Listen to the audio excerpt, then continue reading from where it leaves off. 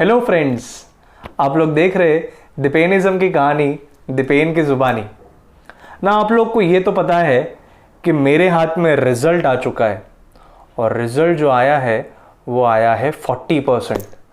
मतलब हुआ है क्रैश लैंडिंग। 84% से सीधा 40% पे क्रैश लैंडिंग हो गया है।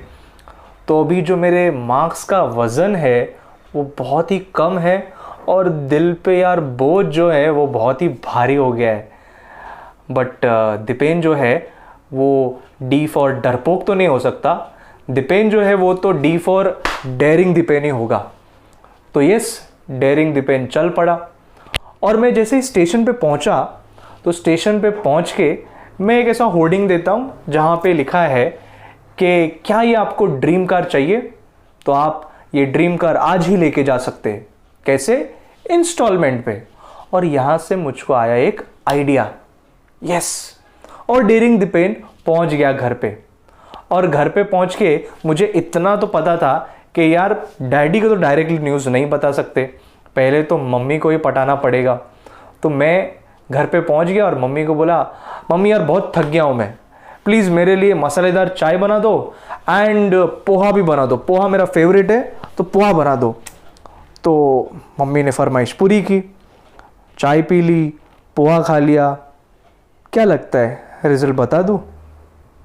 आराम से बता देंगे, जल्दी क्या है, पहले खाना खा लेते आराम से, क्या पता कल खाना मिले या ना मिले। तो फिर मैं आराम से रात को खाना वगैरह हो गया और खाना खाने के बाद मम्मी को मैंने पूछा, मम्मी ये जो हम लोग ने टीवी लिया है ये हम लोग ने इंस्टॉलमेंट पे लिया है ना? तो मम्मी ने बोला, हाँ बेटा हम लोग ने इंस्टॉलमेंट पे लिया है। तो मैंने पूछा, ऐसा क्यों हम लोग ने इंस्टॉलमेंट पे लिया, एक साथ क्यों पूरा पैसा नहीं भर दिया?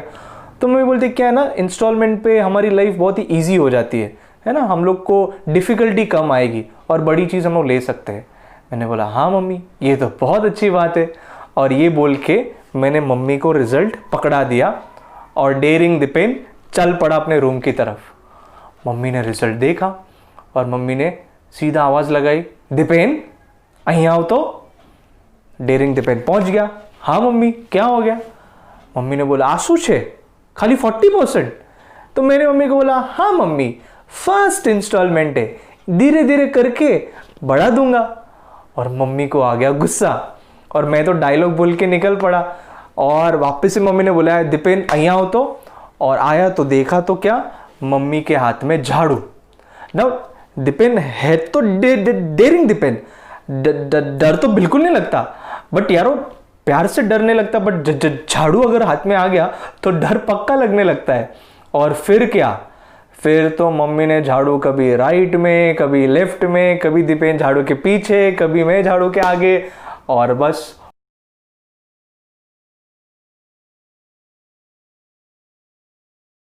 नो जैसे मैंने सोचा था ना वैसा तो बिल्कुल भी नहीं हुआ।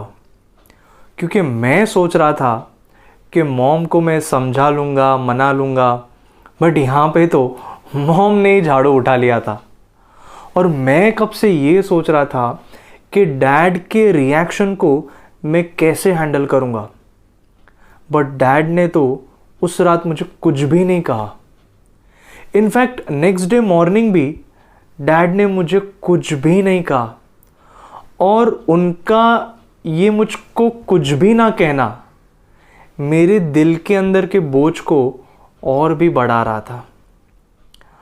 और फिर शाम को डैड ने मुझे बुलाया और डैड ने मुझे सिर्फ 2 बातें बताई।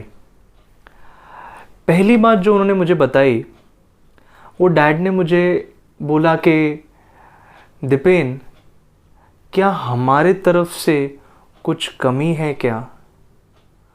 हम तेरे लिए और भी कुछ कर सकते हैं क्या? और ये सुन के है ना, मैं लिटरली शर्मिंदा हो गया और मेरे अंदर बहुत सारी चीज़ें मैं वो रियलाइज़ कर पा रहा था। और दूसरी बात जो उन्होंने मुझे बताई कि जो तेरे 10th में 84% आए हैं, इसका क्रेडिट किसको जाता है? तुझे जाता है। एंड अभी जो तेरा ये स्कोर आया है, इसके लिए भी कौन रिस्पॉन्सिबल है? तू रिस्पॉन्सिबल है।